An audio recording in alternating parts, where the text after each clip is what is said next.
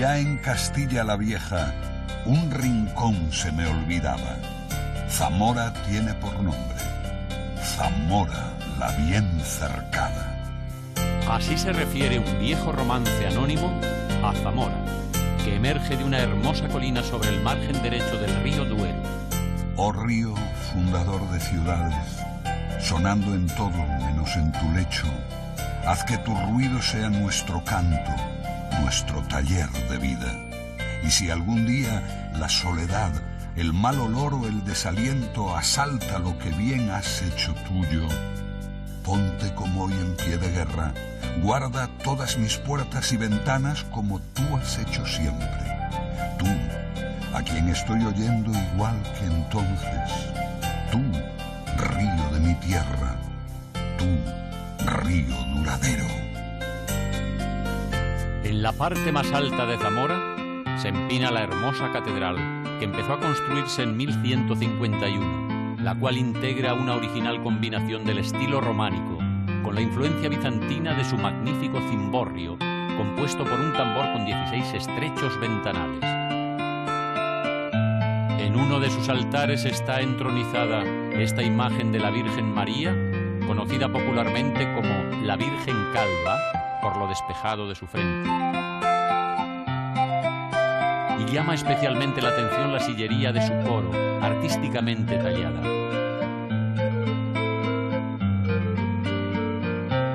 Mientras que la sillería superior muestra a un Cristo resucitado y magnificente, la sillería inferior exhibe en cambio escenas calificadas de soeces e impías, nada adecuadas para una catedral, que podrían formar parte de una antología de la pornografía universal, en la que, por ejemplo, y entre otras muchas, se ve a un lobo vestido de fraile siendo poseído por un mono.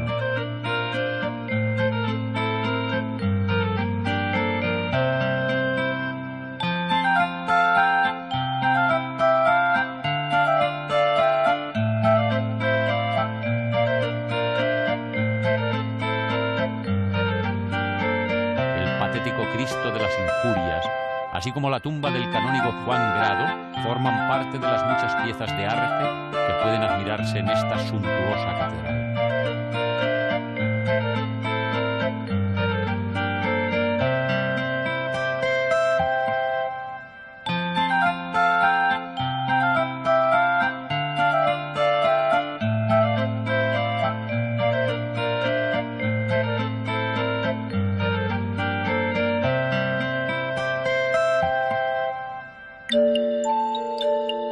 En el Museo Catedralicio se exhibe una valiosa colección de arte sacro, de la cual sobresalen los soberbios tapices flamencos de los siglos XV y XVI, que visualizan la guerra de Troya y otros temas mitológicos, históricos y religiosos.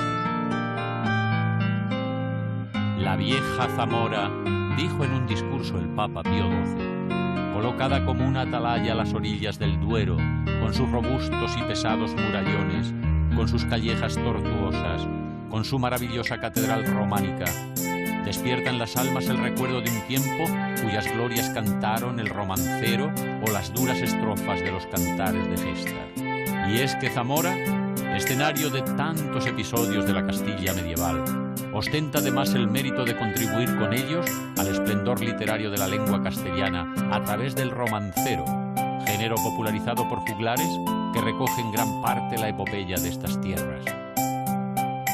El monumento a Viriato recuerda que este pastor, convertido en caudillo guerrillero y al que se le llamó el azote de Roma, nació en Lusitania, que en tiempos de los romanos era Sayago, al sureste de la provincia zamorana. Entre los monumentos de los que se enorgullece la ciudad está el Palacio de los Condes de Alba y Aliste, construido originalmente en 1435 y desde 1965, convertido en un parador de turismo. De su interior llama la atención el patio con doble galería y medallones labrados en sus arcos, del mismo modo que la hermosa escalera.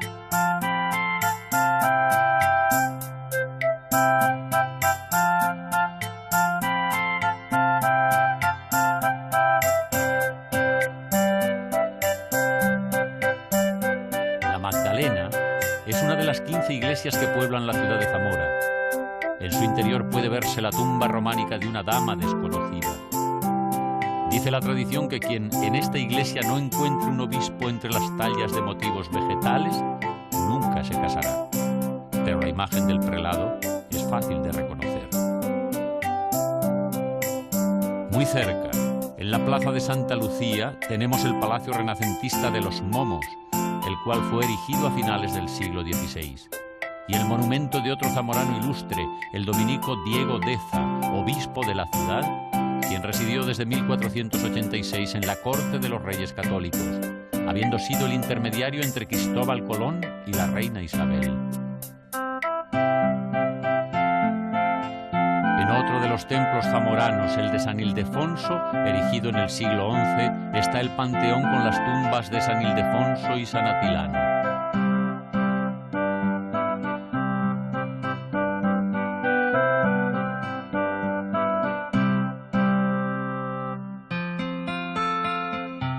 También en la plaza de Santa Lucía tenemos la iglesia del mismo nombre y el contiguo Palacio del Cordón, ambos edificios adaptados como sede del Museo de Zamora.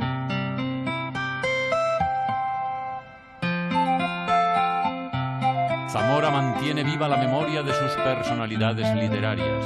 Una calle y un teatro construido en la casa donde nació evoca al famoso dramaturgo y libretista de zarzuelas Miguel Ramos Carrión. Este otro monumento evoca la figura del poeta Ignacio Sardá Martín. Aquel rincón que al rey se le olvidaba es la inmortal Zamora.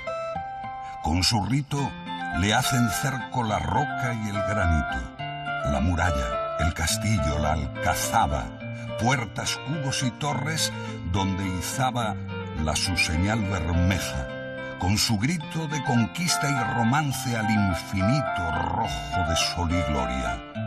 En ella acaba León y nace el reino de Castilla, y caballero el Cid monta en su silla, campeador del imperio, espada en mano.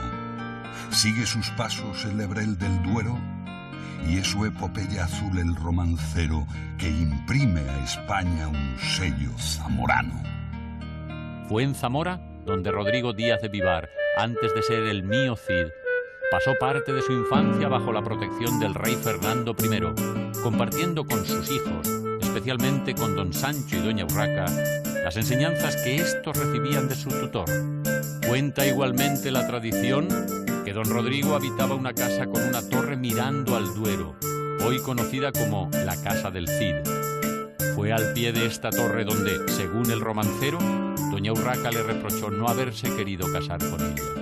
Pensé de casar contigo, no lo quiso mi pecado.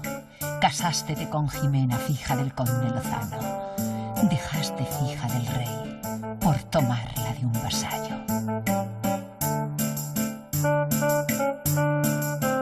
Fernando I, que consideraba el patrimonio real como si fuera de su propiedad personal, se dispuso a repartirlo entre sus hijos en el mismo lecho de muerte, correspondiéndole a doña Urraca el señorío de Zamora. Doliente se siente el rey, ese buen rey don Fernando. Los pies tiene hacia el oriente y la candela en la mano. A su cabecera tiene arzobispos y prelados, a su mano derecha tiene a sus hijos, todos 4. Ellos están en aquesto, entrará Urraca Fernando, y vuelta hacia su padre, de esta manera ha hablado. Morir tenéis, ser buen rey. San Miguel pese vuestra alma. Vais a repartir la hacienda por quien vos ha dado la gana. Y a mí como más pequeña me dejáis desamparada. ¿Quién es esa doncella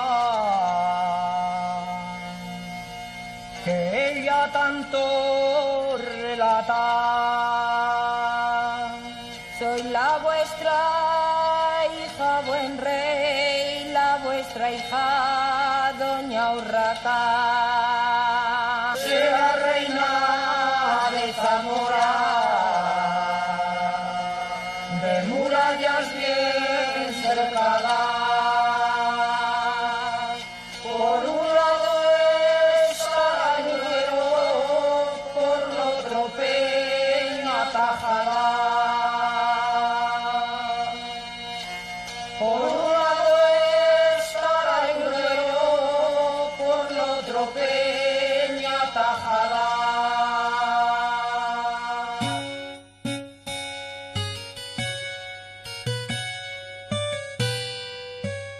Años más tarde, siendo ya doña Urraca reina de Zamora, don Sancho mandó al mío Cid, con el encargo de convencerla para que le entregara la ciudad.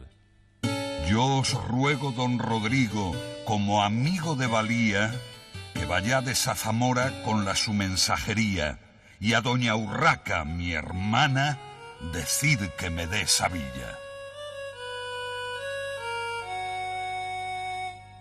Dolida doña Urraca por ser el Cid quien viniera con tal mensaje, le hizo contemplar desde la muralla de la iglesia de Santiago de los Caballeros, acusándole de ingrato con estas palabras.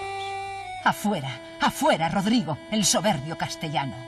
Acordarse te debiera de aquel buen tiempo pasado que te armaron caballero en el altar de Santiago, cuando el rey fue tu padrino, tú, Rodrigo, el ahijado.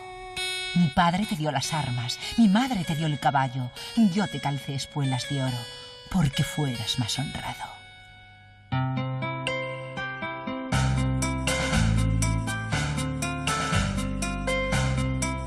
Don Sancho siguió en su idea y puso un cerco de 7 meses a Zamora, de donde nace el dicho popular, Zamora no se ganó en una hora. Don Sancho ignoraba que allí encontraría la muerte, víctima de una traición.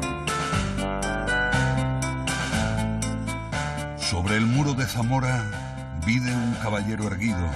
Al real de los castellanos decía con grande grito: «Guarte, guarte, rey don Sancho, no digas que no te aviso, que dentro de Zamora un alevoso ha salido. Llámase Bellido Dolfos, hijo de Dolfos Bellido. 4 traiciones ha hecho y con esta serán 5. Si gran traidor fue el padre, mayor traidor es el hijo». Gritos dan en el real, a don Sancho han malherido, muerto le ha Bellido Dolfos, gran traición ha cometido.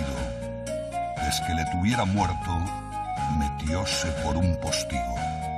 Por las calles de Zamora va dando voces y gritos: tiempo era, doña Urraca, de cumplir lo prometido. Aguas arriba del Duero, muy cerca de Zamora, y emplazada también sobre un cerro, está Toro, capital histórica de la tierra del vino, cuyo recorrido iniciamos en la colegiata de Santa María la Mayor, enclavada sobre el punto más elevado de la meseta.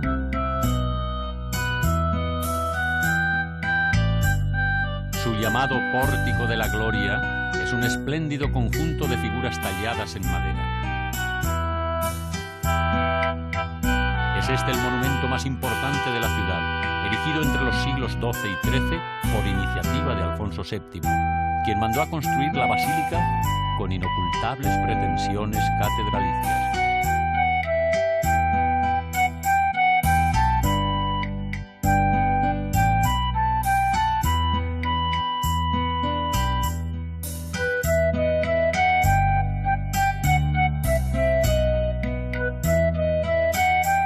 Pero es en la sacristía donde guarda su más preciosa joya, el cuadro de la Virgen de la Mosca, atribuido al pintor Gerard David. Es la representación de la Virgen ofreciendo fruta al niño, apoyado en su regazo con un detalle menor que le ha dado la fama, la mosca que se posa sobre su túnica.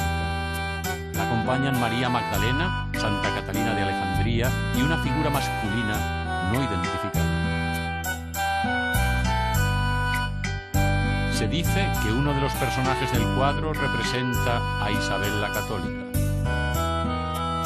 Otro importante monumento de Zamora es el Palacio de las Leyes, con su magnífica fachada, mansión solariega que fuera de los marqueses de Santa Cruz y donde tuvo lugar la reunión de las Cortes castellano-leonesas, que promulgaron las leyes de Toro.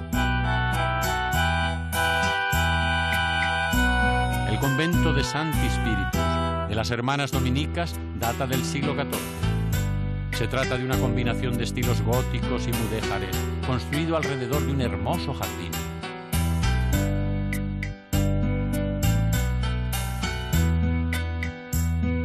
En su interior está el sepulcro de doña Beatriz de Portugal, consorte del rey Juan I de Castilla, delicadamente esculpido y con varias figuras de ornamento.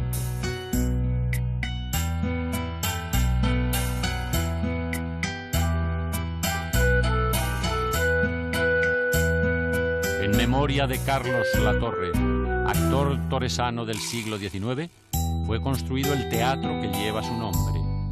Carlos Latorre, según la opinión de su amigo, el dramaturgo José Zorrilla, ha sido uno de los más importantes actores en la historia de la escena española. Fue el primero, además, que encarnó al Don Juan Tenorio de Zorrilla, pieza estrenada en el Teatro de la Cruz de Madrid el 21 de febrero de 1844. Clemente Dios, gloria a ti. Mañana a los sevillanos aterrará el querer que a manos de mis víctimas caí. Mas es justo, quede aquí el universo notorio que, pues me abre el purgatorio un punto de penitencia, es el Dios de la clemencia, el Dios de Don Juan Tenorio.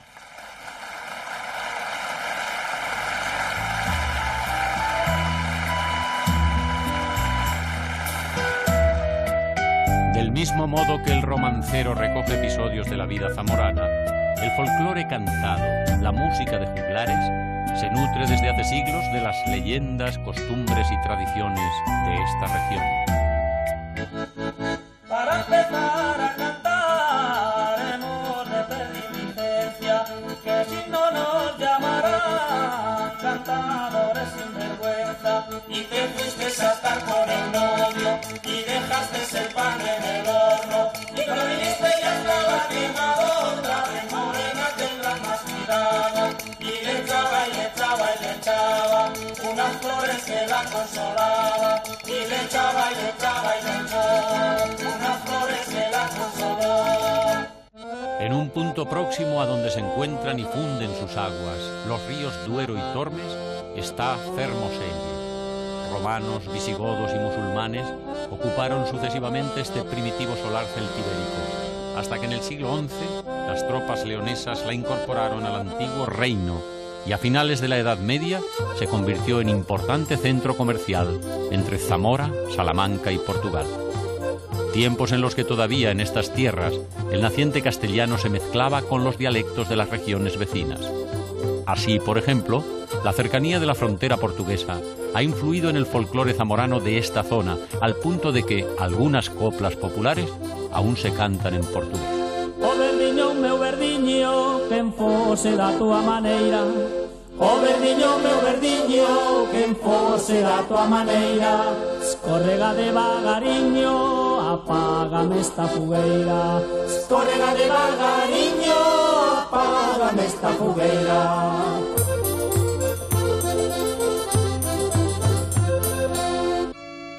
Continuando por la ruta fronteriza, llegamos a Alcañices, un pequeño pueblo de apenas 1000 habitantes que nació a la sombra de una fortaleza templaria. Alcañices se inscribió en la historia por haber sido donde, en 1297, se firmó el tratado de ese nombre, mediante el cual se concertaron las bodas tanto de Fernando IV de Castilla con Constanza, hija del rey portugués, don Dionisio, y de Beatriz, hermana de Fernando, con Alfonso, el heredero de la corona de Portugal. Del conjunto sobresale la Torre del Reloj.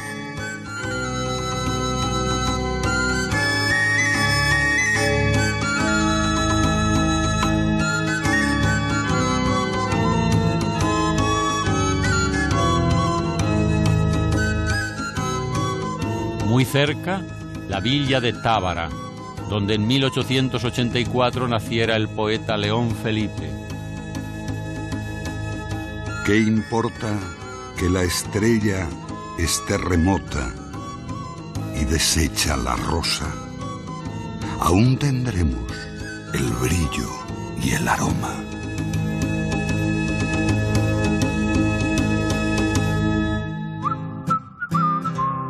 En toda España, pero especialmente en las tierras castellanas, el folclore musical y especialmente los cantos de los juglares ha sido decisivo para conservar muchas tradiciones orales sobre personajes, costumbres, leyendas y episodios de la historia que anteriormente se recogían en los cantares de ciegos y que se han repetido de generación en generación hasta arribar a nuestros días. Pues era un matrimonio y era molinero él y la mujer. Y la mujer pues andaba algo... Vivan y revivan los recién casados.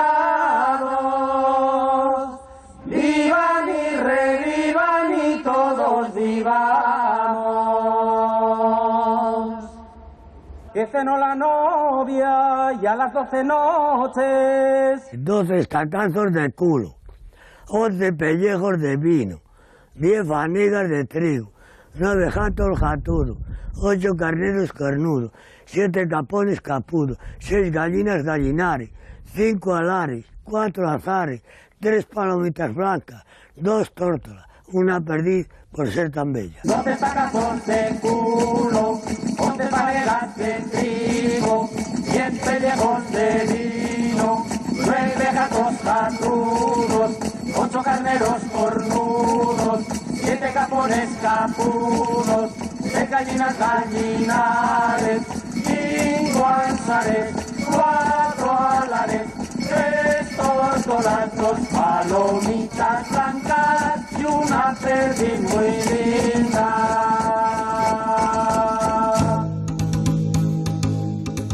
El río Esla, antes de desembocar en el Duero, forma un pantano del que se salvó la iglesia visigoda de San Pedro de la Nave, la cual fue trasladada piedra a piedra hasta su actual emplazamiento junto al pueblo de Campillo, a unos 20 kilómetros de Zamora. La estructura de sus 3 angostas naves es muy sencilla y denuncia la precariedad tecnológica de los primeros visigodos, cuya arquitectura constituyó un paso atrás respecto a la arquitectura romana. Es esta una de las pocas reliquias de esa cultura germánica que se encuentra en la geografía castellano-leonesa. En la torre más alta de San Agustín hay un pájaro madre que canta latín. Que canta latín, que canta latín, la torre más alta de San Agustín, de San Agustín.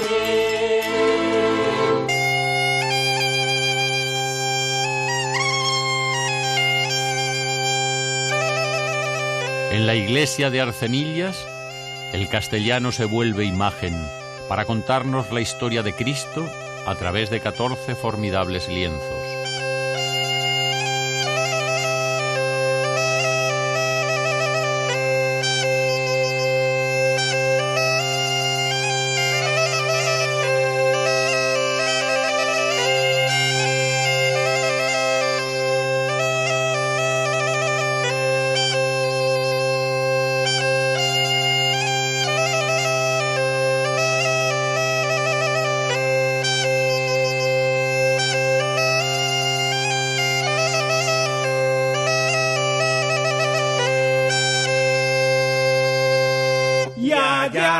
Allá arriba, en aquel monasterio,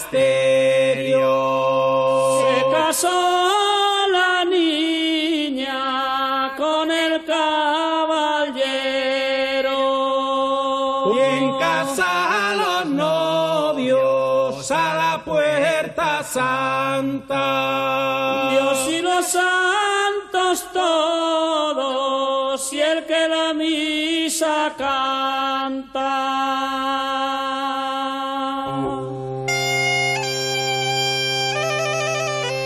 En el término de la granja de Moreruela, en medio de un pantanoso y solitario paraje, nos encontramos con estas ruinas de lo que fue el monasterio cisterciense de Moreruela. Fundado en el siglo XII, fue uno de los más importantes focos medievales del Cister en España, hasta que la desamortización de Mendizábal obligó a abandonarlo antes de concluirse su construcción. A partir de entonces, comenzó su lento pero continuo deterioro, que no lo es tanto si se toma en cuenta el abandono en el que ha permanecido por más de un siglo. La Junta de Castilla y León expropió hace poco el terreno de la granja con el propósito de restaurar el monasterio, imagen patética y ruinosa de un antiguo esplendor cuyos monumentales restos sobrecogen el ánimo.